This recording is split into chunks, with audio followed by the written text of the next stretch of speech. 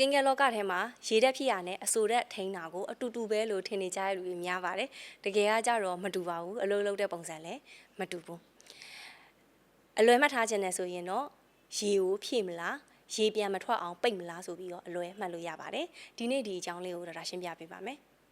မင်္ဂလာပါဒေါက်တာယူရီပါအမျိုးသမီးတွေအတွက်လှပပြီးပျော်ရွှင်စေဖို့အမြဲတမ်းရှိနေတဲ့လှပရေးရဆရာဝန်ဖြစ်ပါတယ်အမျိုးသမီးငယ်လေးတွေအတွက်လည်းပဲအလှပတစ်ခုတည်းမဟုတ်ပဲနဲ့ကိုဟာကိုအကောင်းဆုံးထိမ့်သိမ့်နိုင်ဖို့အတွက်ရည်ရွယ်ပြီးတော့ရေးသားထားတဲ့စာအုပ်လေးကိုလည်းမကြာသေးခင်ကမှထုတ်ဝေထားတဲ့သူလည်းဖြစ်ပါတယ်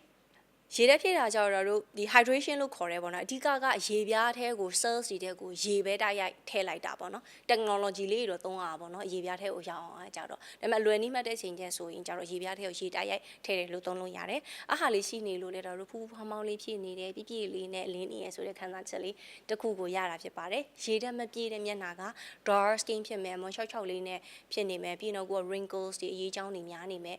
မျက်နှာလေးဖြစ်ပါတယ်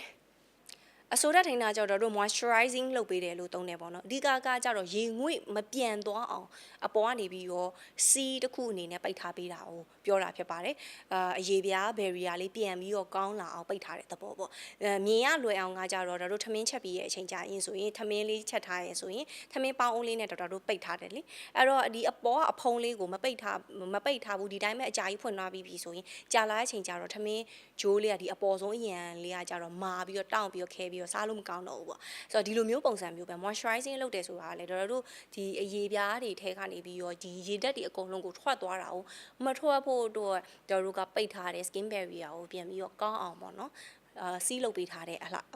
ဒီ action လေးတစ်ခုဖြစ်တယ်ပေါ့နော်သူလေးရှိနေတဲ့အချိန်ကြာရင်ဆိုရင်မျက်နှာလေးကဒီအစီလေးတစ်ခုအစီပြင်းလေးကောင်းကောင်းလေးတစ်ခုရှိနေတယ်လင်းနေတယ် glow နေရယ်ဆိုတဲ့ခံစားချက်လေးတစ်ခုကိုပေးရဖြစ်ပါတယ်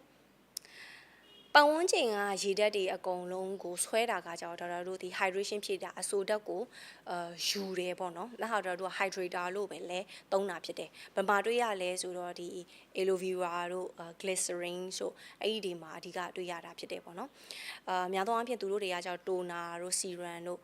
ဒီ essence step တွေမှာအများဆုံးတွေ့ရတယ်လို့ပြောတာပေါ့နော်ပြီးတော့နောက်တစ်ခုကကြောင့် moisturizing လုပ်ပေးတာပေါ့နော်ခုနကလိုမျိုးစီးတစ်ခုအနေနဲ့ပိတ်ပေးတာပေါ့နော်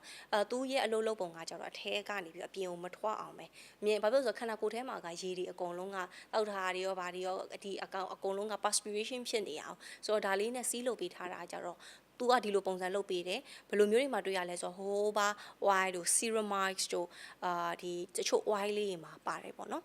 ဆိုတော့သူ့ကိုလာတဲ့ပုံစံကြောင့် moisturizer ကိုဒီ lotion တို့ cream base တို့အဲ့လိုမျိုးနေထားတွေမှာတွေ့ရတာများတယ်ဘယ်သူတွေအတွက်ဘယ်ဟာပို့လို့လဲဆိုရင်ကြတော့သုံးမျိုးပြောပေးမယ်ပေါ့နော်အရေပြား6တဲ့လူ dry skin သမားပေါ့ dry skin သမားအတွက်ကကြတော့ तू ကစီပန်အစီရကိုလုံးလုံးလောက်မထုတ်တာအဲ့လိုမျိုးလူတွေကကြတော့ခုနကလိုမျိုးဒီ moisturizing လုပ်လိုက်တာအဓိက moisturizer ပေါ့နော်ဒီ lotion cream base ကိုသူတို့ပို့ပြီးတော့လိုအပ်တယ်ပေါ့နော်နောက်တစ်ခုကကြတော့ဒီနောက် skin type ကကြတော့ oily skin သမားတွေပေါ့သူတို့ကစီပြန်တယ်စီပန်တကိုကလေးက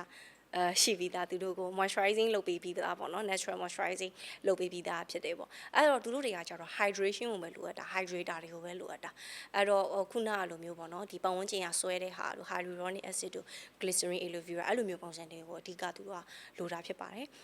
နောက်ထပ် skin type ကကြတော့ confuse ဖြစ်တာပေါ့နော်ကိုယ့်ဟာကိုယ်ဘာ skin type မှမသိတာတခါလေကြာရင်အစီပြန်တယ်တခါလေကြာရင်ကြတော့လည်းပဲလုံးဝခြောက်သွားတယ်dehydrated skin လို့ခေါ်တာပေါ့နော် dry skin မဟုတ်တော့ဘူးเนาะ dehydrated skin ပေါ့သူကရေကိုငတ်သွားတဲ့အနေအထားတစ်ခုသူတို့တွေဆိုရင်ကြတော့လည်းပဲအဓိကရေဓာတ်ကိုပဲဖြည့်ပြီးတော့ပဲသွားရမှာဖြစ်တယ်ဒီ hydrator လေးတွေကိုလည်းထည့်ပေးရမျိုးပဲလုပ်ပေးရမှာဖြစ်ပါတယ်အဲ့တော့မေးစရာရှိလာရပေါ့နော်အဲ့ဆိုရင် hydration ကအရေးကြီးရလား moisturizing ကအရေးကြီးရလားပေါ့ဆိုတော့ဒီလိုမျိုးအနေနဲ့ကြည့်လို့ရပါတယ်အပင်နှပင်ရှင်သန်ဖို့အတွက်ကကြတော့ရေလောင်းဖို့အတွက် hydration ကလည်းအရေးကြီးတယ်လို့မြေစီလွှာကိုလည်းပဲဒါတို့ခြေရင်းကိုလည်းအုပ်ဖို့အတွက်လည်း moisturizing ကအရေးကြီးတယ်ဆိုတော့အရေပြားတစ်ခုလှပဖို့အတွက်ဆိုတာကကြောင့်နှစ်ခုစလုံးကမရှိမဖြစ်လိုအပ်တာဖြစ်ပါတယ်ဆိုတော့ဒီဗီဒီယိုလေးကအများကြီးကျိုးရှိမယ်လို့မျှော်လင့်ပါတယ်